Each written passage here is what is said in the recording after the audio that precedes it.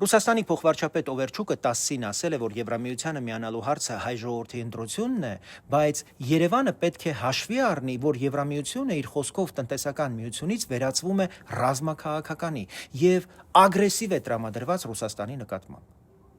Օվերչուկի հայտարարության իմաստը սա է. նա ասում է, Եվրամիությանը միանալու որոշումը հայ ժողովրդի ընտրությունն է, բայց միաժամանակ փորձում է այդ ընտրությունը ներկայացնել որպես ռազմաքաղաքական եւ Ռուսաստանի նկատմամբ ագրեսիվ միությանը անդամակցելու քայլ։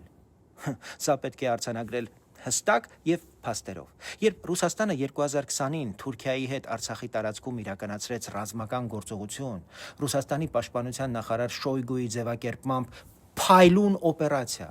Արդյոք այդ որոշումը որևէ մեկը համաձայնեցրել էր Հայաստանի եւ հայ ժողովրդի հետ։ Երբ 2021-ին, 22-ին մի քանի անգամ Ադրբեջանը ներխուժեց Հայաստանի ինքնիշխան տարածք, Հայաստանի պաշտոնական դիմումներին հետևեց ոչ թե պարտավորության կատարում,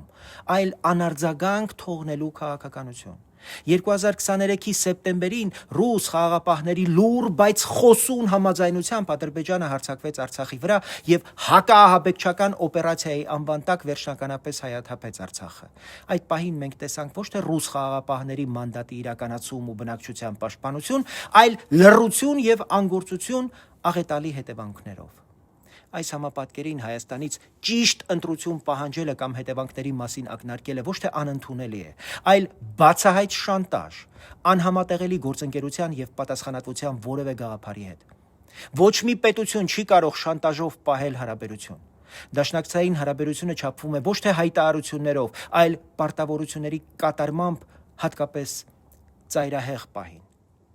Հայաստանի եվրոպական ուղղությունը որևէ մեկի դեմ չէ։ Դա Հայաստանի համար է, անվտանգության իրական բազմազանեցման, ինստիտուտների ամրապնդման, օրենքի գերակայության, մարդու իրավունքների եւ պետական ինքնուրույնության համար։ Եվ եթե մեզ կրկին ասում են ձեր ընտրությունն է, ապա այդ ընտրությունը պետք է հարգվի հենց իր բովանդակությամբ, առանց վախեցնելու, առանց պիտակավորման, առանց պայմաններ թելադրելու։ Սուվերենությունը հենց սա է։